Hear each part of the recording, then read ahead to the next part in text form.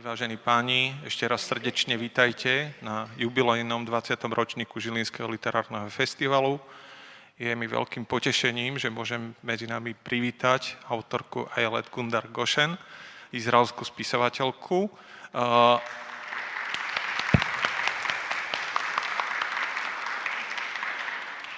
A práve začíname našu spoločnú diskusiu o jej knihe.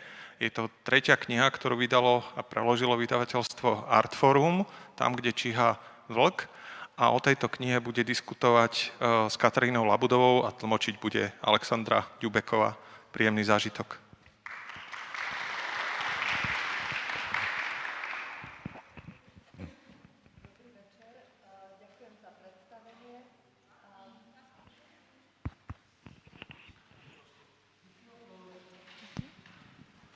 Dobrý večer, už ma počujete? Veľmi dobre. Tak ako bolo povedané, budeme sa rozprávať najmä o tej najnovšej knihe, ktorá sa volá Tam, kde číha vlk. In Slovak the translation goes Where the wolf lurks. Okay? Tam, kde číha vlk. A tento názov má trochu iný odtieň ako anglický názov The Wolf Hunts. Ako ste rozmýšľali nad týmto názvom a ako sa volá román v hebrejčine? I would like to say good evening to our guest, and I would like to introduce our author, Ajelet Gundar-Gosen, here with us today.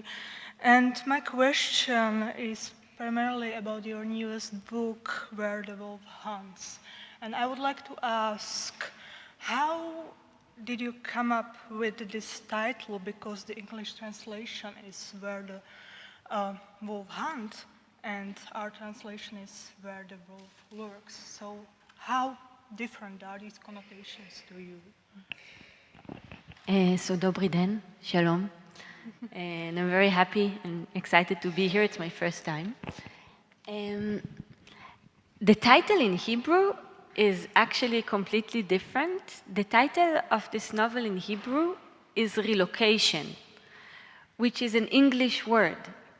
And when I told my mother, she was a literature teacher, and I told her I'm calling a book in Hebrew relocation, she was really upset because she said, but relocation is an English word. We don't have this word in Hebrew, relocation. Why are you calling a Hebrew novel in an English word? And I told her because it's a novel about people who are in love with the American dream. And then the American dream explodes in their face. And I don't know how is it in Slovak, but in Hebrew, the word relocation was imported from the English.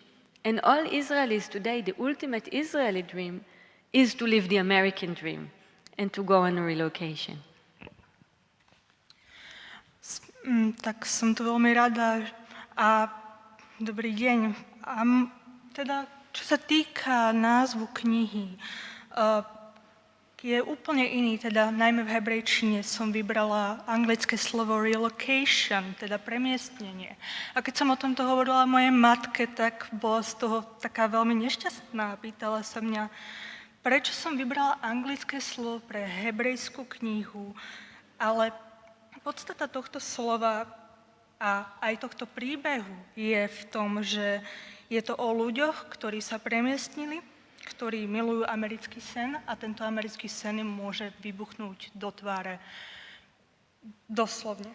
A je to tak trochu aj odzrkadlenie izraelskej mentality, pretože tá je zafixovaná na ten americký sen.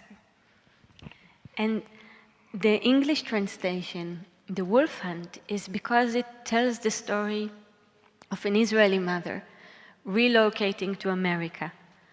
And first she hears that her son was bullied at school, and he didn't tell her about it. And later she starts to fear that he might been involved in the death of the boy who bullied him. And she asks herself, where is in fact the wolf? Is the wolf the other boy that bullied her child? Or could it be that the wolf was inside her house the entire time? Could it be that the wolf is her own child? Práve ten slovenský názov Where the Wolf lurks, tam, kde číha vlk, pre mňa vyjadrovalo to napätie, tú neistotu, tú hrozivú prítomnosť, strach vlastne z tohto názvu, ktorý ide a veľmi dobre sa premieňa počas celého toho románu. For me, the title Where the Wolf Lurks really conveyed the sort of terrified experience of something lurking in the woods, and you are being scared of it. But I will go back to what the author said, that the title Wolf Hunt is the English title, and it reflects also the experience of... Teraz po slovensky.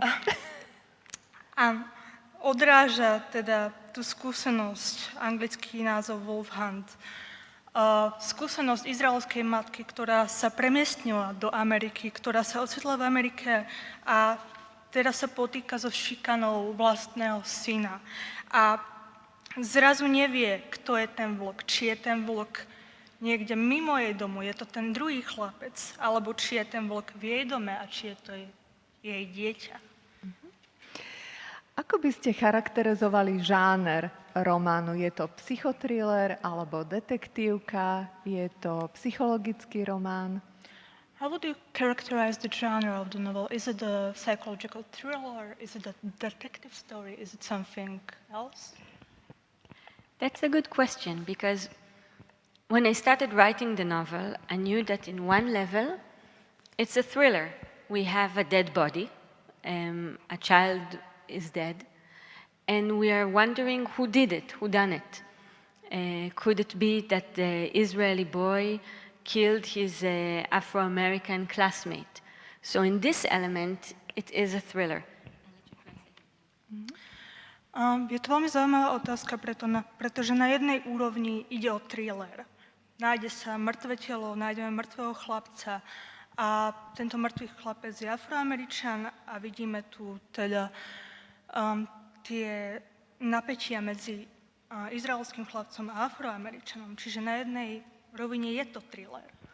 But in another level, I felt what I'm really interested in is how every mother is a bit of a police detective.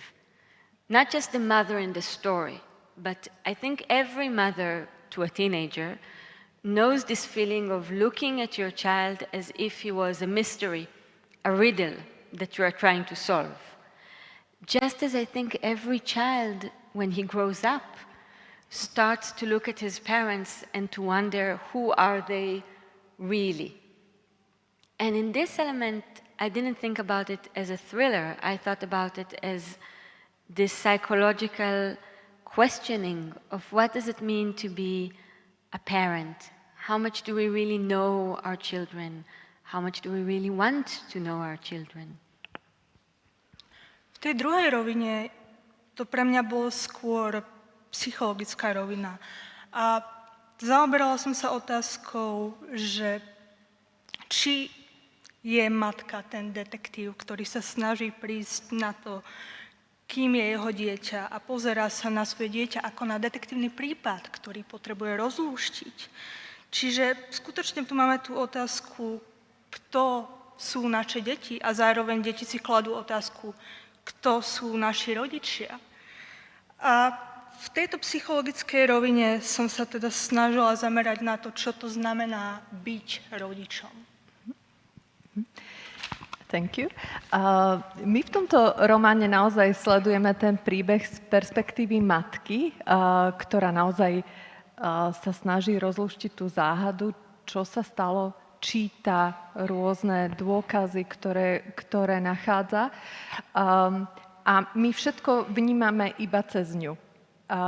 Je spoľahlivým rozprávačom tohto príbehu? So the novel is narrated by the mother who is trying to solve this riddle of this murder case and of her son, and she is collecting clues along the way, but is she a reliable narrator? That's, I think, a brilliant question because, you know, I'm a clinical psychologist, so I meet people every day in the clinic, and they tell me the truth. They tell me what happened. But sometimes I wonder, do they really tell me what happened? Or could it be that even when somebody is coming to the clinic and he wants to tell you everything, there is always a blind spot. There is always something that we are hiding, not just from our psychologists, that we are hiding from ourselves. And the mother in the story, she wants to know everything. She wants to know what happened to her child. But does she really want to know? Or could it be that she prefers to stay blind to certain elements in her child in order to feel like a good mother, who is a mother of a good boy? Otázka, ktorú si položili, je skvelá, pretože pracujem ako klinická psychologička, čiže stretávam s ľuďmi, ktorí by mi aj chceli povedať tú pravdu a ktorí možno si sami kladú otázku, či mi chcú povedať všetko. A ja si sama kladiem vo svojej praxi otázku, či to, čo mi hovoria, sa skutočne stalo, alebo či si to vymýšľajú. A teda ja musím hľadať a nachádzať pravdu v tých hluchých miestach, v tých miestach, o ktorých mi oni nehovoria. A to je aj prípad matky v tejto knihe, ktorá chce zistiť, čo sa stalo s jej dieťaťom, ale zároveň do istej miery preferuje takú slepotu voči tomu, kým sa jej dieťa stáva a nechce zistiť pravdu. Ja sa vám aj trošku priznám, toto je prvá kniha a naozaj ja teda čítam dosť. Ale prvýkrát som bola v takom obrovskom napätí, že ja som sa musela pozrieť na posledných pár strán tej knihy, ako to dopadne. Možno preto, lebo sama som mamou takéhoto tínedžera a možno som sa príliš vcítila do tej hlavnej postavy, ale skutočne som sa musela pozrieť, že ako to dopadne. Hneď teraz vám poviem, že som sa to nedozvedela. I have to tell you that this was the first book where I felt really a tension, and I felt this tension so strongly that I had to flip through the book to see the end. And I will tell you right now, there was no spoiler, but I, as a mother of a teenage son, felt very strongly with this hearing. Áno, matka chlapca, ktorý chodil na šachový krúžok a potom na karate. He was a boy who first had a chess playing hobby and then karate, so you can imagine. Takže naozaj som bola v obrovskom napätí, ale myslím, že je to aj tá brilantnosť našej autorky, ktorá dokázala vpísať to napätie, to neustále podozrenie, tú hrozivú úzkosť do toho románu. Ako sa to robí? Ako sa píše napätie? So this was achieved by you, that this is really a brilliant novel of tension, of anxieties, of fears. But coming back to the tension, how do you write tension? Well, this novel actually started from my biggest fears as a mother myself. It started because I took my little girl to preschool in Israel, in Tel Aviv. And when I entered the preschool, it was the first day of preschool. And when I entered the preschool, I realized that I'm holding her hand, and I was more scared than she was. And I realized that I'm looking at all the other kids, and I'm trying to see which one of the sweet little girls here is the wolf. Which one of the 5-year-old girls is going to say something nasty to my daughter the moment I leave the place. Táto kniha sa vlastne zrodila presne, aj ten štýl písania sa zrodil z môjho strachu, z mojej skúsenosti, keď som svoje malé dievčatko prvýkrát zobrala do škôlky. A pamätám si, že keď som ju držala za tú jej malú ručičku, tak som premýšľala a skenovala prostredie, pretože som si kladla otázku, ktoré z týchto detí je ten vlk, ktoré z týchto detí môže ublížiť mojej dcérke, ktoré z týchto 5-ročných dievčatiek jej môže povedať niečo škaredé. And then I realized that, all the other mothers and fathers were doing the same. We were all standing there, protecting our little baby, our little cub, and searching to find the wolf out there. And then I asked myself, wait a minute, how come we're all so sure that the wolf is some other child, and no mother or father stopped to wonder, could it be that my own child is in fact the wolf? Could it be that my child will say something really nasty to another boy or girl the moment I leave the room? A takto sme tam stáli všetci rodičia, matky, otcovia a snažili sme sa zistiť, teda, ktoré z tých detí je ten vlk. Ale ja som si potom tak povedala, počkať, čo ak je to inak, čo ak sme si tak istí, že iné dieťa je ten vlk, že zabúdame, že aj naše vlastné dieťa môže byť vlkom. Čiže toto je niečo, čo som si kladla ako primárnu otázku aj v mojej knihe. And coming back to your question about the thriller, I think this is the biggest thriller or the biggest mystery. It's not what out of space, life on Mars. It's not what's down in the bottom of the ocean. The biggest mystery is the people we love. And I thought, how come we always assume that the evil is out there? You know, as Israelis, we think the evil is the Palestinians. And in my work, I always assume I am the victim and my boss is the villain. And in my marriage, I always think I am the victim and my partner is the wolf. And how come we never stop to think about our own aggressiveness? And this was the tension that I wanted to bring into the novel. A toto je podľa mňa tou hlavnou záhadou aj v knihách, celkovo aj v tejto knihe. Neskúmam v tejto knihe, aké sú veľké záhady pod morom, ale skúmam tie záhady vo vnútri nás. Čo je zlo, prečo je zlo, ako sa zlo definuje a či je toto zlo skutočne tam vonku. A toto sa týka aj iných tém, napríklad prečo si myslíme, že zlo sú Izraelčania, že prečo si myslíme ako Izraelčania, že zlo môžu byť Palestínčania, alebo prečo si ja myslím, keď som v hádke so svojím manželom, že on je ten zlý, on je ten vlk a ja som tá obeť.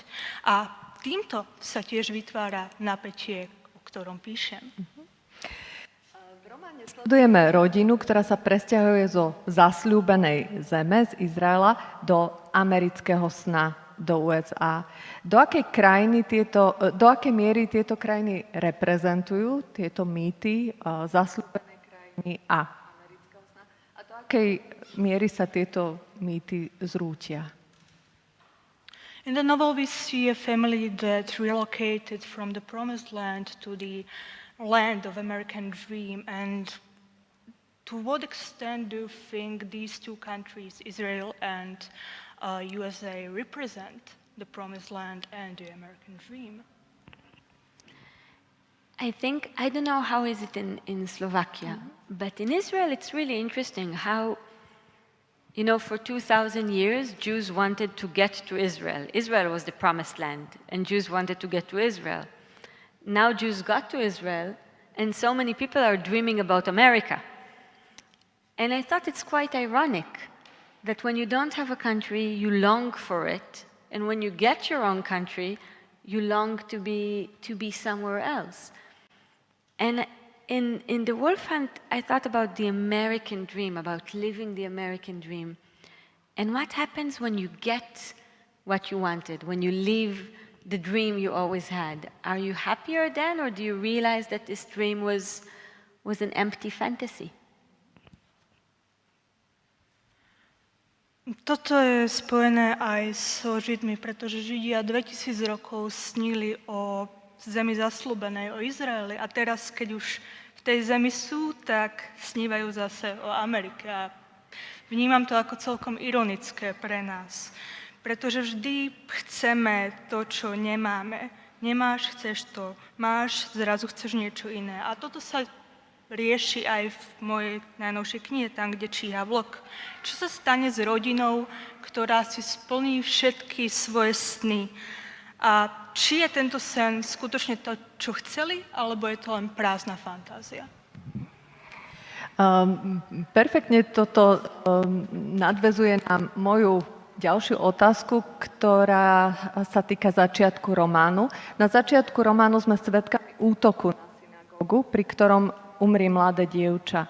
Aké sú dôsledky tejto udalosti? It nicely connects with my next question. At the start of the novel, we see a terrorist attack on a synagogue where a young girl dies. And Aké sú dôsledky tohto how are útoku? the consequences of this attack later on?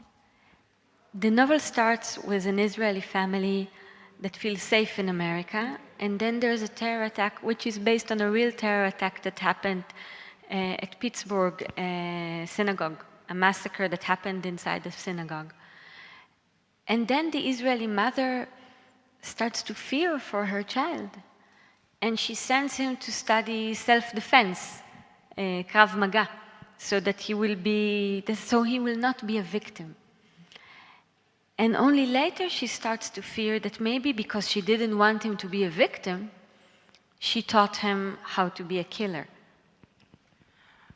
Kniha sa začína teda tým, že izraelská rodina sa cíti v Amerike skutočne bezpečne a tento teroristický útok, ktorým sa kniha začína, bol teda založený na skutočnej udalosti, Pittsburghskom masakri.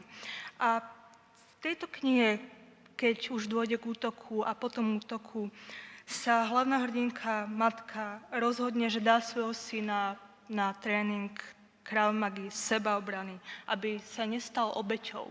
Ale neskôr sa začne spýtovať samej seba, či z neho neurobí útočníka, násilníka.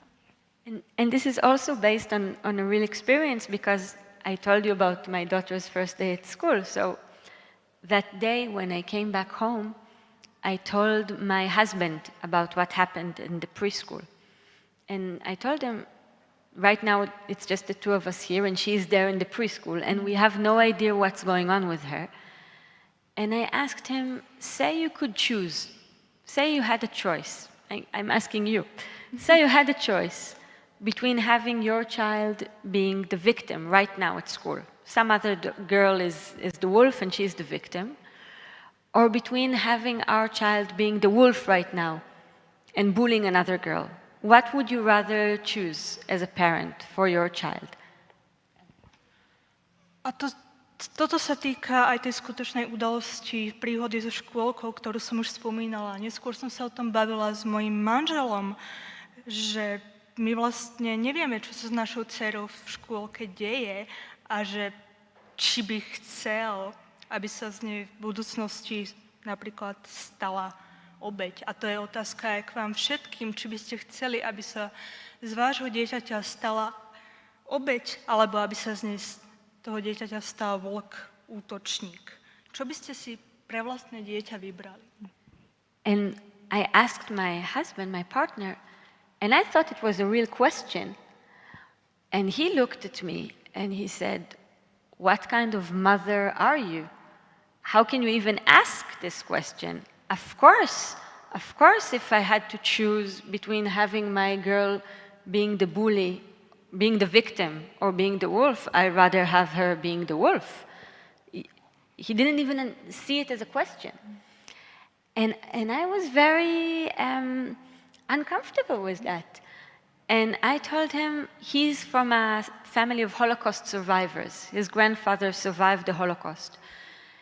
And I told him, this is because of the Holocaust. This is because you come from a family that was once victims, and you never want to be a victim again. And you would rather be the aggressor than the victim.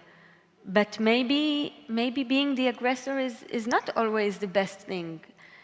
And I was quite upset with this. And then I asked myself, is it a gender thing? Could it be that as a woman, I don't think that being weak or a victim necessarily says something bad about you.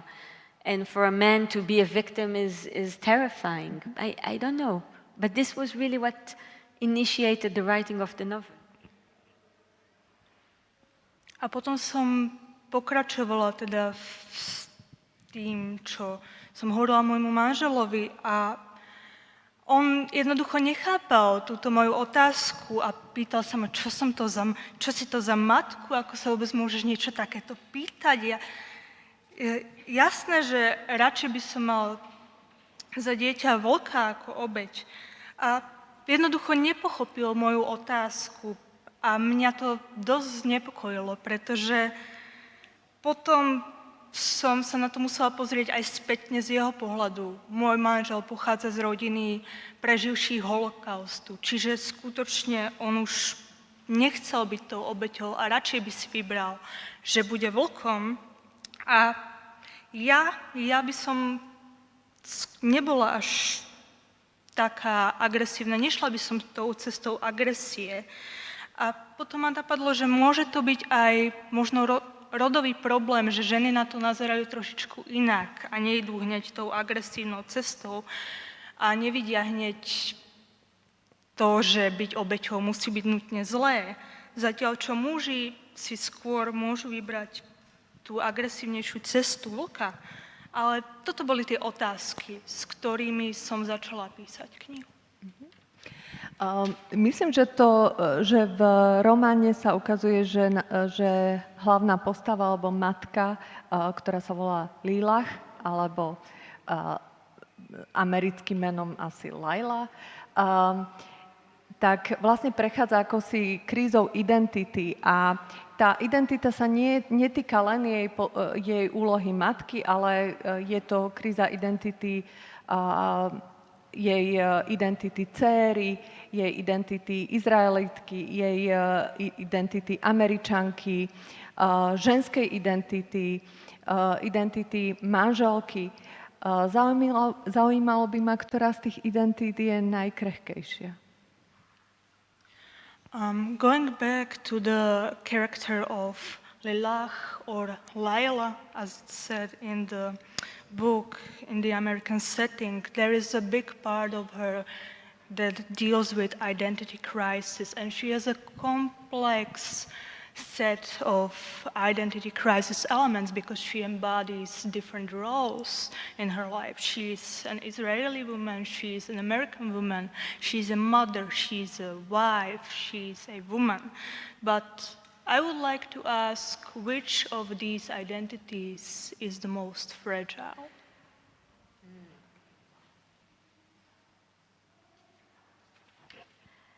That's a very good question.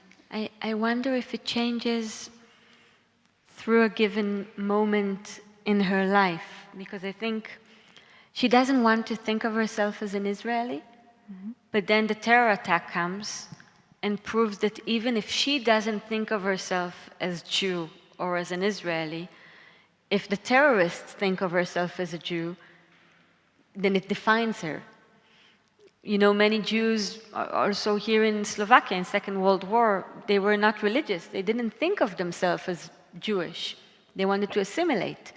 But if a Nazi thinks you're Jewish, then your identity is defined not by if you practice Judaism or not. It's defined by the man who wants to hunt you because of your identity.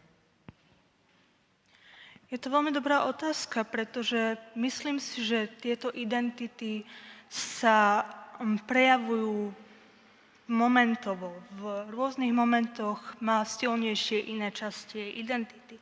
Napríklad, keď je Lilach v Amerike, tak sa nechce identifikovať ako Izraelčanka, ale teroristický útok ju donúti sa tak identifikovať.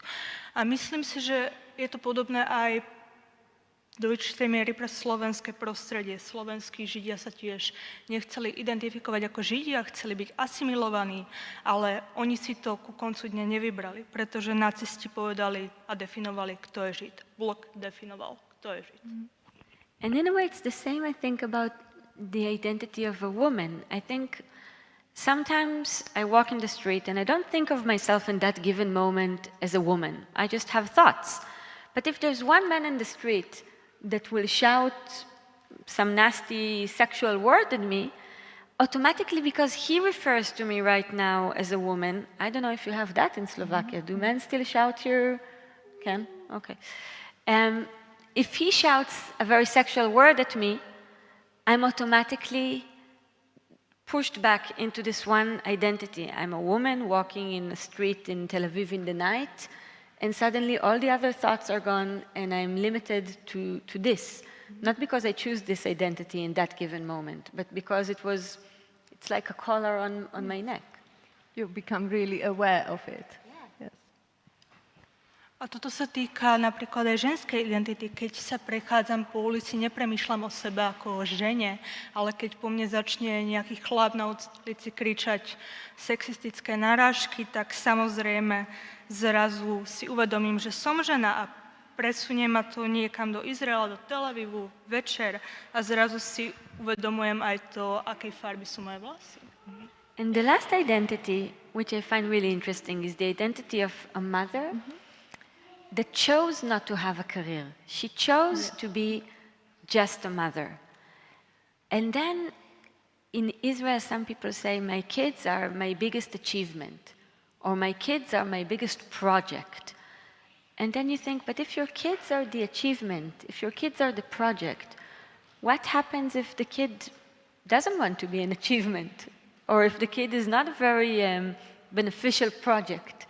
What happens to your identity then? If you define yourself slowly as a mother, it's a very crispy ground you're standing on.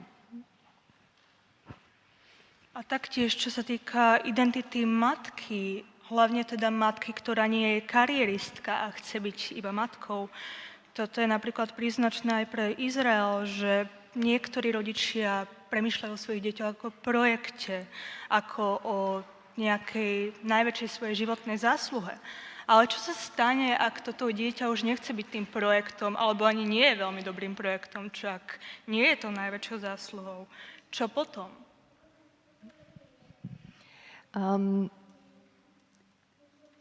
Lila nie je jediná matka v tomto románe. Ona sa stretne aj s matkou toho černovského chlapca, ktorý zomrie na párty. Čo majú tieto dve matky, matka Jamala a matka Adama, spoločné a čím sú iné? Lilach is not the only mother in this novel. She meets also Jamal's mom, the Afro-American boy. And I would like to ask, how are they similar, the mother of Adam and the mother of Jamal, and how they differ from each other? I think both mothers are outsiders. Lilach is an Israeli relocating to America. She has the identity of an outsider. While Annabella was born in America, so she's like a naturally born American, but in a way she's also an outsider because Lilach has everything, you know, a house with a pool. And Annabella, even though she was born in America, she's not less part of the American dream than Lilach because of their economical differences. Myslím si, že obidve matky spája to, že sú outsiderky. Lila je teda premiestnená žena, žije v Amerike a nenarodila sa tam. Zatiaľ, čo Annabelle sa tam narodila, ale tiež je outsiderkou, pretože nemá také ekonomické výhody ako Lila. Nemá dom s bazénom, nemá všetky tieto vymoženosti. Čiže skutočne ich spája toto outsiderstvo, si myslím. And I think both of them are shocked to realize how little they knew about their own children. And once the novel was out in Israel, I met many parents, mothers and fathers, that told me, some told me that their child was bullied and they knew nothing about it for years. Others told me how they found out that their own child was the bully and how they didn't know about that and how surprising and shocking it was to realize it. Some people told me how they hide themselves from their parents when they were teenagers. So I think what they have in common is the blind spots that we all have in common. A musím teda povedať, že tiež ich spája to, že obidve boli šokované, keď sa dozvedeli veci, ktoré sa dozvedeli o svojich deťoch. A to som tiež počula aj od matiek a otcov, ktorí si prečítali moju knihu, keď už vyšla, že začali zisťovať, že ich vlastné deti boli šikanované, ich vlastné deti šikanovali niekoho iného a oni o tom ani netušili. A tiež za mnou chodili ľudia, ktorí sami vlastne mali tam nejaké hluché miesta medzi sebou a svojimi rodičmi. Čiže skutočne ja skúmam tieto hluché miesta medzi rodičmi a deťmi. Ďakujem. Ďalší motív, ktorý ich spája, je aj strata. Lila jedno dieťa stratila a druhé dieťa stráca. Takže myslím, aj ten motív straty je taký veľmi prítomný v tom románe. Another very prominent motive is the motive of loss, because Lilach, she lost one child and she is losing another one. Can you tell us a little bit more about this motive? Lilach left Israel after a very traumatizing experience that she had. And I think this is one of the reasons why she cares so much about her child, is because she knows what it means to lose a child. And I think this is the biggest fear every parent has. And sometimes our fears lead the way for us. Sometimes we are slaves of our fears, so that our fears master us. I think many of the most aggressive things that people did in the history of mankind were not motivated by hate or by pure evil. They were motivated by fear. And I think until today, people collaborate because of fear. People do terrible things because of fear, in the domestic level and in the international level. Toto sa teda spája veľmi so skúsenosťou Lilach, pretože ona vie, čo to je stratiť svoje dieťa. A najdôležitejším, vidíme v tom aj motivátorom našich činov, jej činov, je ten strach, ktorý nám často ukazuje cestu, ale ktorý nás môže aj ovládať naše činy. A myslím si, že v spojitosti s týmto najhoršie veci, ktoré ľudstvo vykonalo, neboli ani tak kvôli tomu, že boli ovládaní zlom alebo niekoho nenávidelo. Bolo to o tom, že niekto iný sa bál toho druhého. A môžeme sa na to pozerať aj z iných perspektív, napríklad medzinárodnej perspektívy, ale aj z tej domáckej perspektívy. Materinský strach, taký ten, ktorý prežíva každá mama, ktorá čaká večer na svojho syna alebo na svoju dceru, sa premieňa na obrovskú úzkosť až paniku. Keby bola Lila vašou klientkou, čo by ste jej poradili? This mother's fear is gradually turning from anxieties to a full-blown panic. So if Lilach was your client, what were you advising her to do? That's a good question, because I really thought it was important for me with Lilach that at some point I wanted the reader to ask himself, is it really a thriller? Is she really investigating what might be an act of killing made by her own child? Or could it be that she is so paranoid with the fact that her son is separating from her, that she's becoming a bit obsessed, that she's making up stories? You know how sometimes I would come back home late as a teenager, and my mother would open the door and look so worried. And you know, I didn't call, I didn't say anything, I would just go and come back very early in the morning. And I was saying, okay, so I came back late, what were you thinking about? And she never told me what she was thinking about, but just from the look in her eyes, you could see that she had a lot of thinking. And I wanted the reader to ask himself, could it be that she's not a reliable narrator? Could it be that part of it is inside her own head, that the agony of the withdrawal from her child makes her a little bit crazy? Chcela som ukázať, že čitateľovi, že toto je reálne síce thriller, kedy matka zisťuje, že či jej dieťa je skutočne tým vrahom. Ale zároveň som chcela tak preskúmať aj tie paranoje Lilach, pretože je to aj o tom, ako sa od nej ten syn vzdialuje. A toto vzdialovanie speje až k tomu, že si Lila začína vymýšľať až obsesívne príbehy a scenáre toho, čo by sa mohlo diať. Napríklad uvediem príklad aj z vlastného života. Keď som ja chodila domov podstatne neskoro, tak som síce hovorila mojej mame, že však všetko je v poriadku, nič sa mi nestalo, všetko je OK, ale aj tak som v očiach mojej matky videla, že ona si premlala v hlave všetky tieto scenáre, čo sa mi mohlo stať. Čiže čitateľ vidí, že ona je nespoľahlivou rozprávačkou a môže to byť aj tým, že ona je tak veľmi vo svojej vlastnej hlave, že nedostaneme jednoducho tú pravdu von. To je presne to, čo som vám povedala na začiatku, že naozaj som sa pozrela nakoniec, ako to skončí a som sa vlastne nedozvedela, lebo to podozrenie trvá. Áno, to podozrenie, ten strach, či je to tak alebo inak, tak to trvá, ten pocit ostal. Takže áno, sme v tej úzkosti spolu s rozprávačkou.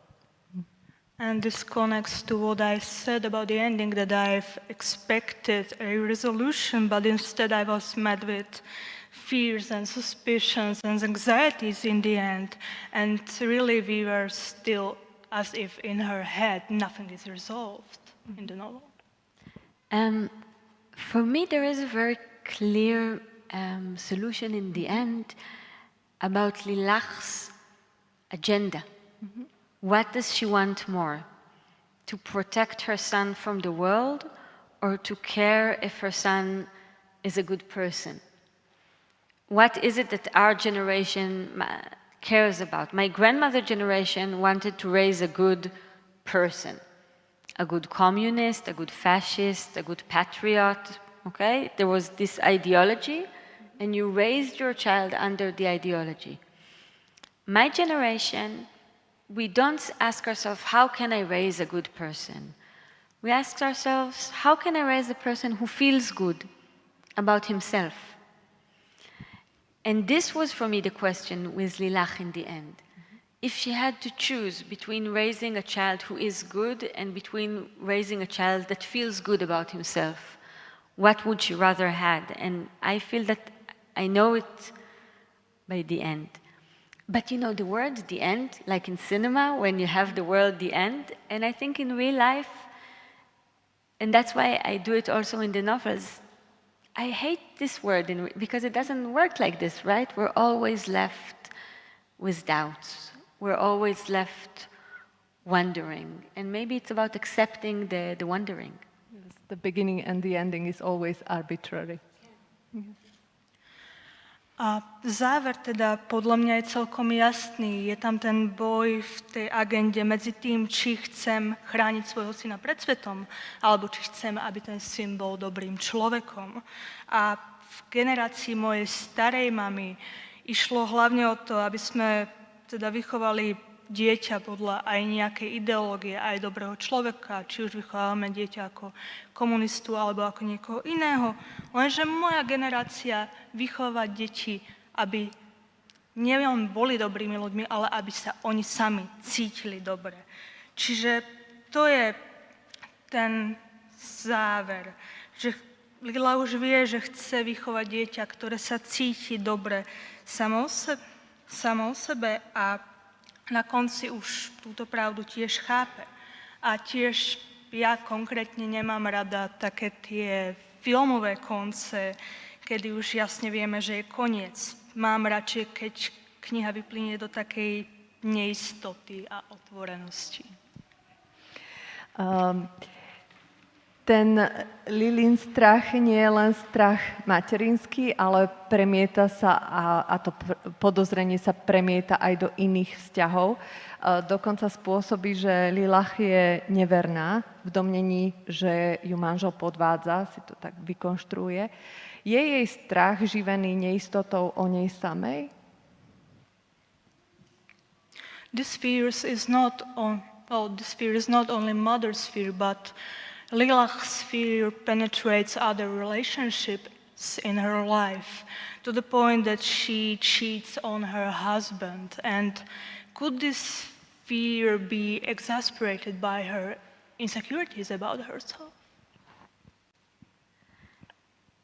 A friend of mine who is an Israeli author, his name is Eshkol Novo, and he told me something which I found really interesting. He told me, whenever you write a character who is betraying or cheating, it should never be just about passion. Passion is always like a hyperlink, like if you do double click, it will open something bigger than passion. It will open an insult. It will open some sort of anger or pain that is tangled up. And I think in Lilach's case, it's not about passion as it is. It's about all those things that you don't say in a relationship. And sometimes instead of saying those things, you act them. So instead of telling my partner that I feel neglected, I go and I neglect him myself. Instead of telling my partner that I feel that he doesn't want me, I go and I prove to him and to myself that somebody else wants me. And I think we do it quite often in relationships, that what we don't say in words, we just act in real life. Jeden môj priateľ, izraelský autor, teda hovorí, že keď príde reč na podvádzanie, nie je to iba o tej vášni, ale je to o všetkom, čo sa pod tou vášňou, ktorá ako keby ten link, na ktorý kliknete, skrýva. Kliknete na link a na ten odkaz a vidíte tam hlbšie city, zlosť, bolesť a všetky tieto veľké city. Čiže nie je to iba o tej vášni, je to aj o tom nevypovedanom v tom vzťahu. A myslím, že potom presne títo ľudia aj Lilach koná na základe týchto pocitov, pretože ak mňa niekto zanedbáva, dobre, poviem si, že ja budem teda zanedbávať teba a budem podvádzať. A ak ma ty nechceš, tak dobre, ja si niekoho iného nájdem. A presne o tom to je. Často je to o tom nevypovedanom. Často je to o tom, čo nepovieme, ale čo namiesto toho konáme. V podstate to, o čom nehovoríme, alebo to, o čom sa aj nedá hovoriť, je trauma. Áno, a trauma nejakým spôsobom informuje naše životy alebo rozpráva o našom živote, hoci teda je to nevypovedané. To, čo je nevypovedané, niekedy voláme aj tajomstvo. A tajomstvo je motív, ktorý máme spoločný vo všetkých tých troch knihách, ktoré vyšli v vydavateľstve Artforum. Aký má vlastne tajomstvo vplyv na náš život a prečo je to také ťažké priznať si to tajomstvo alebo odkryť ho? Something that we also may not talk about is trauma and everything connected with it, but also trauma and resulting secrets from it. And secrets are an important motive in all of your 3 books that were published in Slovakia. So how is this motive of secrets in your novels used, utilized, understood? I think secrets are the oxygen of literature. You know, like if you're taking the train or the bus and somebody is talking, the seat behind you, and he's talking, then, you know, it's not so interesting. But if you hear him saying one sentence, I'm not supposed to be talking about this. Or if you hear him saying, now this must stay a secret. The moment you hear him saying, this must stay a secret, your ears are like this, right? Because even if the secret is the recipe to a cake, if it's a secret, I want to know it. Tieto tajomstvá to jednoducho súčasťou života a napríklad to vidíme aj keď ste vo vlaku alebo ste v autobuse a počujete tú jednu vetu, že nemal by som ti o tom hovoriť, alebo toto ostane iba medzi nami, zrazu ste samé ucho.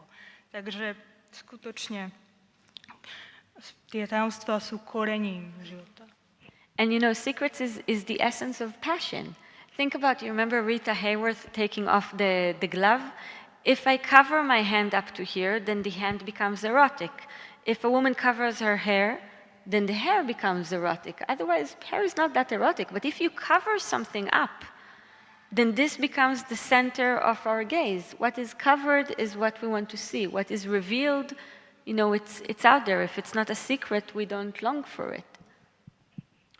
A tieto tajomstvá si myslím, že sú esenciou aj vášne, napríklad, keď sa pozrieme na staré hollywoodské herečky, tie klasické herečky, ktoré nosili ešte rukavice a tie ruky majú zahalené, tak inštiktívne chceme vidieť, čo sa za tým skrýva. Chceme vidieť to, čo je zahalené. A presne to je to, čo nás zaujíma. Nie je to, čo vidíme voľným okom, ale to, čo nevidíme.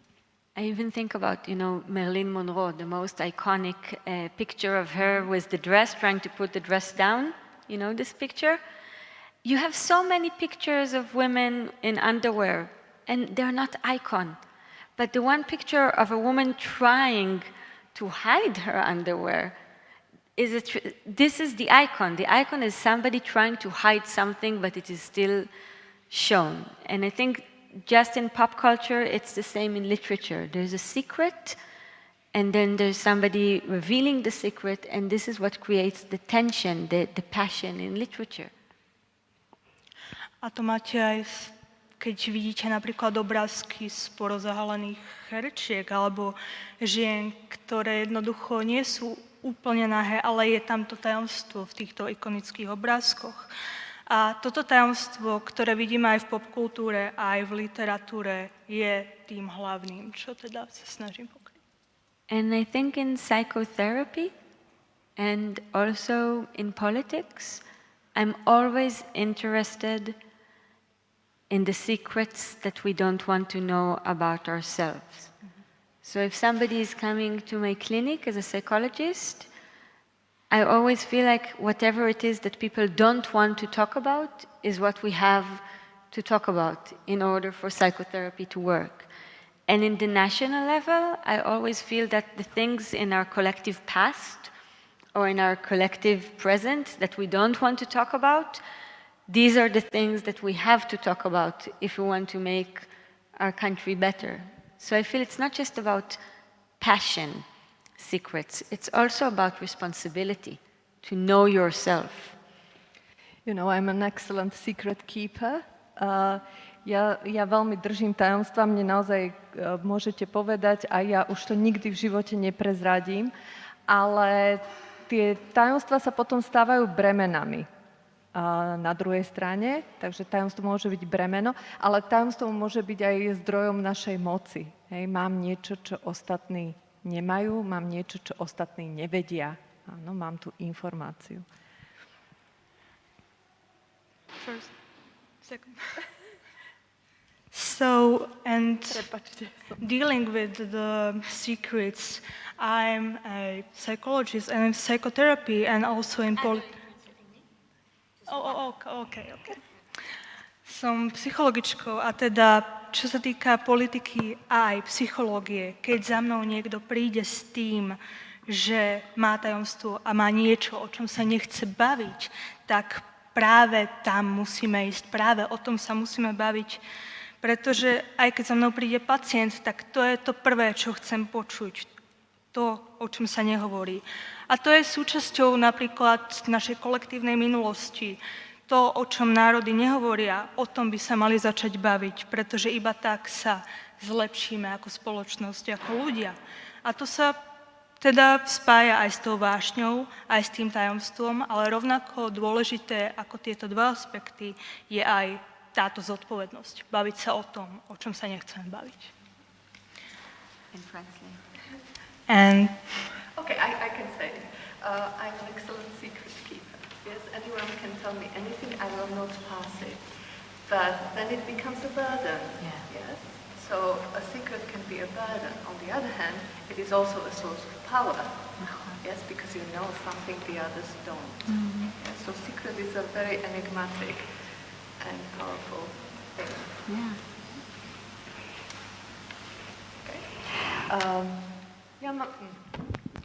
Ja mám ešte veľa otázok pripravených, ale ja by som to teraz nechala, tie moje otázky tak, a vyzvala by som vás, či sa chcete našej autorky niečo opýtať. Nech sa páči.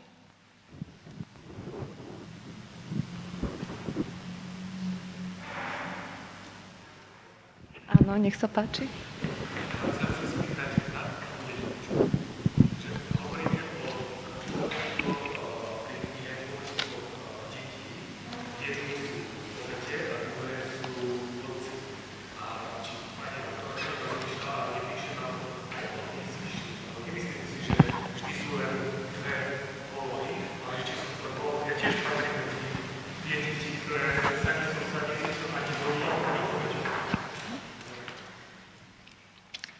my question regards the children, the two types of children you were talking about, the victims and the wolves. But I think that we are not talking about the other type that are neither of those. And so what it is with the rest of the children? Where are they in the novel? Because I was not a wolf and I was not a victim. So where are these children? Really? Never in your life you were a wolf?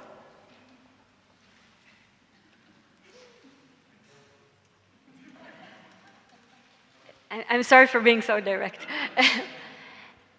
Because, you know, for me it was interesting. I remembered myself as a victim, not something too traumatic, no, but, you know, in my own history, I remember myself as a young child being an outsider. And this is part of my narrative. I can tell you a lot about how I was an outsider. It took me years to realize that part of my way to climb out from being an outsider was to be pretty nasty as I grew up to be a teenager. Once I realized I can use my tongue to do things. I think it's interesting that many people remember the bad things that people did to them as kids. We don't often remember how we were somebody else's nightmare. But maybe you were lucky enough never to be a victim and never to be a wolf.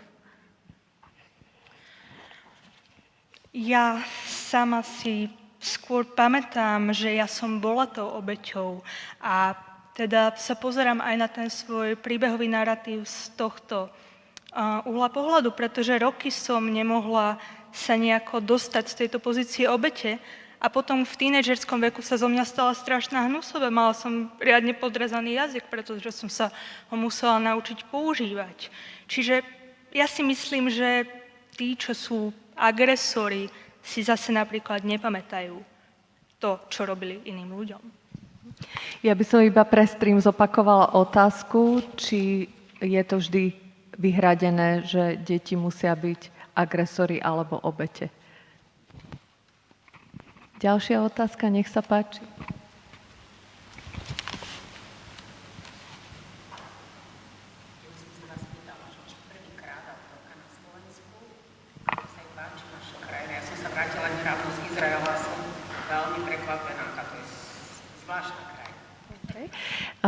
Takže máme otázku. Autorka, či je prvýkrát na Slovensku, či sa jej na Slovensku páči. Naša čitateľka sa práve nedávno vrátila z Izraela a bola prekvapená, aká je to krajina, zvláštna krajina. The question is, if it's your first time in Slovakia, how do you like it here? And our guest was herself in Israel, and it's quite a strange country, very interesting country. You're saying that Israel is a... Že ako ste charakterizovali Izrael? Zvláštna pre mňa, že nie len, že je sucho, keď sme išli púšť, skary, máme krásne zeleň, strašne šťavnaté, som úplne vďačná za takú moju nádhernú krajinu. Ale nie len to, ale samozrejme bolo tam cítiť naozaj to 2000-ročné niečo, čo sa stále nevie vyriešiť. Napríklad bolo tam to napätie, boli tam ozbrojené vojačky, samozrejme bola som primúrená rekou, takže také pre nás také iné naozaj. Iná energia. There was quite a different energy, not just with the climate, like there are deserts, it's quite dry climate compared to Slovakia, which is more luscious, but I really felt that 2,000 years old history because there were sometimes guards and soldiers at the checkpoints and so on. So in this way, it was quite different. I think there is maybe the most strange thing for me about the Israeli existence is that, or the craziest thing is that it feels normal to us to live in such a crazy situation. I mean, I was a teenager in the 90s when there were the terror attacks, and I remember my mother telling me, if you get on a bus and somebody comes with a coat, then you have to move to the back or maybe get down because it might be a bomb. And I'm thinking, this is not normal for a child to sit in a bus and think, well, maybe this person is wearing a coat because he's having a bomb. I mean, this is pretty crazy. Or, you know, when my baby was born and there was one of the fighting rounds with the Palestinians, and I remember we were driving in the car and there were alarms, so we had to stop the car, and I took the baby and I lay down on the baby, and I thought, this is I'm not supposed to be doing this. I'm supposed to be breastfeeding. I'm not supposed to be doing this. So I understand what you're saying about this crazy mentality that when you live in Tel Aviv, feels completely normal. Áno, z tohto pohľadu môžeme povedať, že je to zvláštne, ale pre Izraelčanov a v Izraele je to úplne normálne. Ja si napríklad pamätám 90. roky a všetky teroristické útoky a vtedy mi moja matka hovorila, že ak uvidím niekoho nastupovať v kabáte do autobusu, mám ísť na koniec autobusu alebo si mám čupnúť a skryť sa. Čiže áno, z inej perspektívy je to skutočne šialené hovoriť niečo takéto deťom a takto ich inštruovať. Alebo si tiež pamätám, keď boli medzi Izraelčanmi a Palestíncami rozbroje, tak v tom čase moja dcera bola veľmi maličká a ja som musela vtedy zastaviť auto, musela som si čupnúť a skryť sa a pamätám si, ako som si myslela, že toto by som nemala robiť. Mala by som krmiť svoje dieťa a nemala by som sa týmto vôbec zaoberať. Ale pre niekoho, kto žije v Tel Avive, v Izraeli, je to úplne normálne. You know, my grandfather, during the Gulf War with Saddam Hussein, they were afraid, he shot missiles on Tel Aviv during the Gulf War, and they were afraid that there will be gas, so we had to put gas masks. I was 10 years old. And I remember my grandfather sitting with us with the gas masks, me and my two little sisters, we all had gas masks. And he was so angry. He took off his gas mask and he said, I can't believe that I did the war of independence to have a country so that my grandkids will have to put gas masks in the 90s. And this is the trauma. This is the post-trauma. The problem with that is that you are so used to think of yourself as a victim that I think many Israelis don't understand that we're also the victimizers of other people, of the Palestinian people. A táto zvláštnosť sa spája aj s tým, keď boli galské vojny s Husajnom, boli tie konflikty v Izraeli, že ja, keď som bola malá, mala som 10 rokov, som sa musela skrývať s mojimi malými sestrami a museli sme nosiť plynové masky. A pamätám si môjho starého otca, ktorý tiež s nami sedel a musel si dávať tú plynovú masku, ako hovorí, že neverím, že som bojoval za nezávislosť, aby moje vlastné vnúčatá museli teraz nosiť plynové masky a skrývať sa. Ale to je tiež taký ten aspekt posttraumatickej skúsenosti, že my sme obeťou, ale zároveň máme ten potenciál vytvárať ďalšie obete. A je to taký cyklus.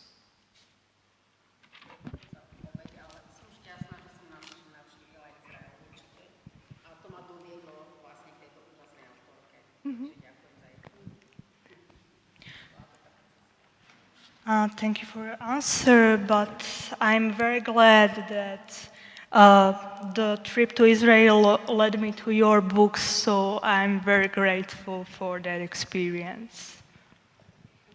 Aj my všetci.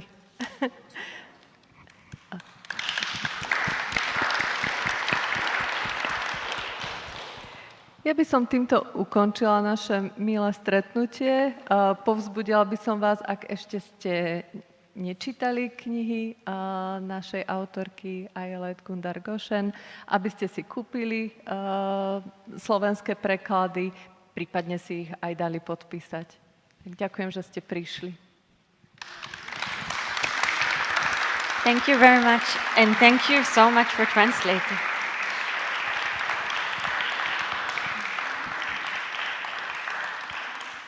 So I would like to wrap up this meeting, and I would recommend for all of you to try the author's books. They are truly great. Thank you very much. So they will probably buy their books and come here so you can sign so we them. can sit Yes, you can sit here. Alexandra, požičali by ste mi péro? Požičala by si mi péro? Bola si skvelá. Alexandra. I can't believe it. I won't be able to do it in a lifetime. To shift between them. Yes. Okay. Can I ask you to sign this for me? Thank you. But you have to spell me because I can't spell it. Katarina. Can you spell me? Katarina.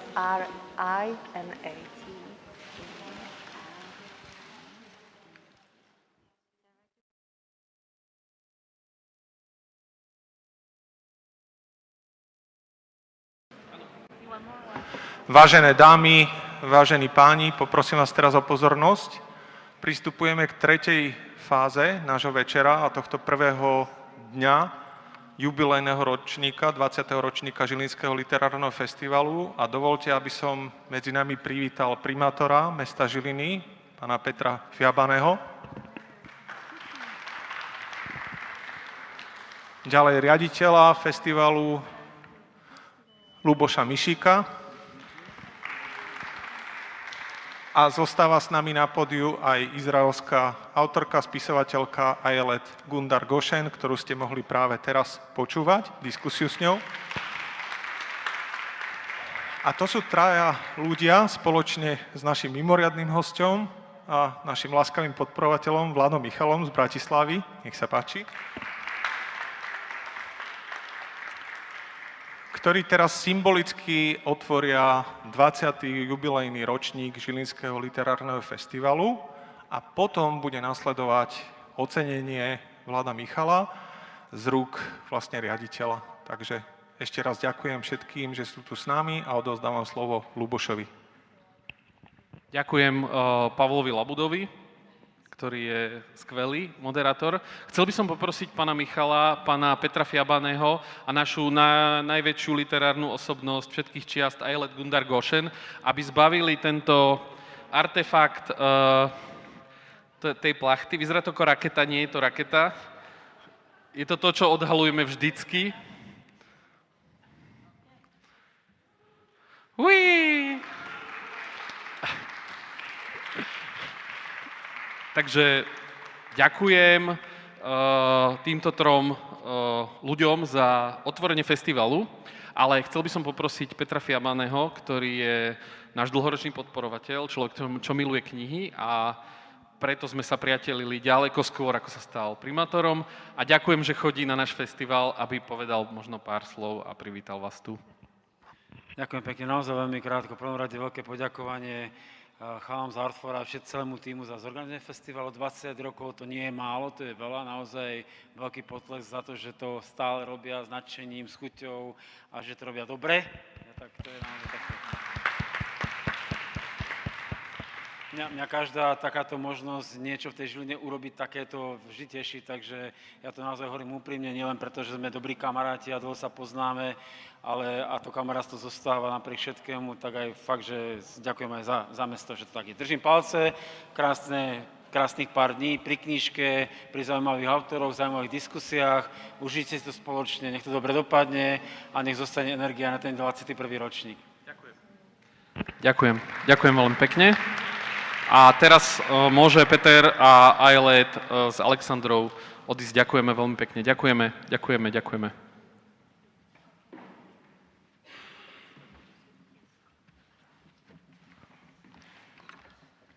Ajelet vám ešte podpíše tie knižky potom tam niekde.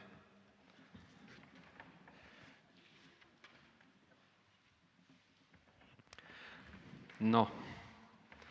A teraz by som chcel zavolať Janka Ničika, môjho dlhoročného kolegu, knihkupca, momentálne aj vo verejnej službe ako zástupca pána primátora.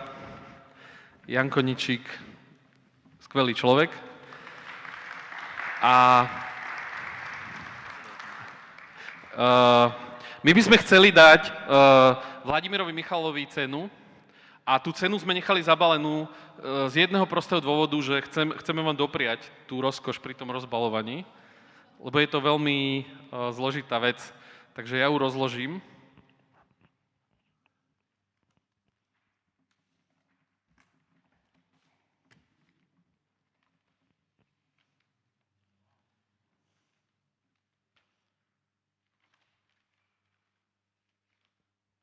My sme hlavne touto cenou chceli poďakovať Vladovi, lebo Vlado stal na začiatku tohto príbehu, ktorý sa už odvíja 20 rokov.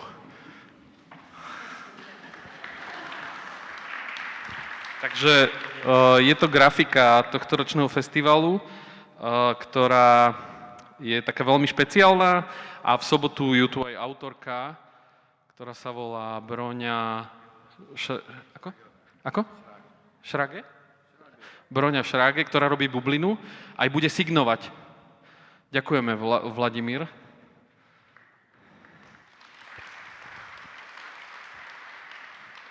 No a teraz vám vysvetlím, prečo sme sa rozhodli oceniť Vladimíra, pretože je to človek, ktorého my dvaja poznáme už veľmi dlhé obdobie, bol to náš šéf, bol to majiteľ knihkupectva, v ktorom my sme pracovali a v roku 2003 ho napadla šialená myšlienka, že v Žiline by mohol byť skvelý literárny festival a proste s pár ľuďmi ho vtedy zorganizovali a bolo to skvelé, ale na konci toho festivalu si povedali, však prečo nemáme len jeden ročník a prečo ich nemáme viac a výsledok je ten, že v roku 2023 vlastne slávime alebo organizujeme 20. ročník.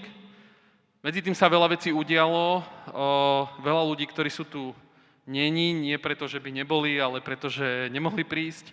Peter Ničik, Milena Prekopová, ľudia, Juraj Kušnierík, ľudia, ktorí, teda ten, to je také zložité, ten už zhora, ale chceli by sme, aby tu boli, nemohli prísť, lebo majú zdravotné problémy alebo iné dôvody. Ťahali vlastne ten festival ďalej. Teraz sme skončili, je 20.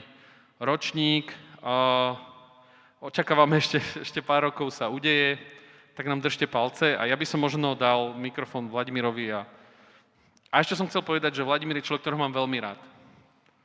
Naozaj veľmi. Ďakujem.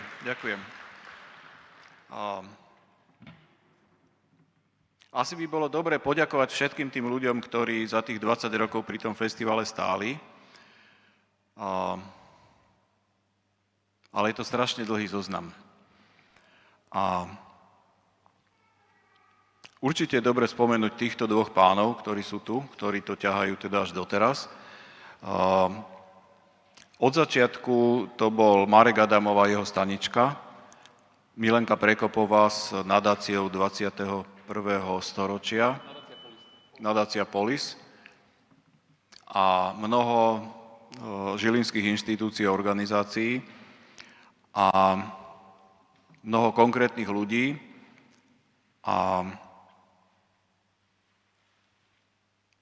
Takže za všetkých menujem tých, ktorým by som chcel poďakovať najviac a ktorí tomu viem, že venovali v tých dobách, keď sme organizovali festival z Bratislavy, tak venovali naozaj veľa času a energie a radosti.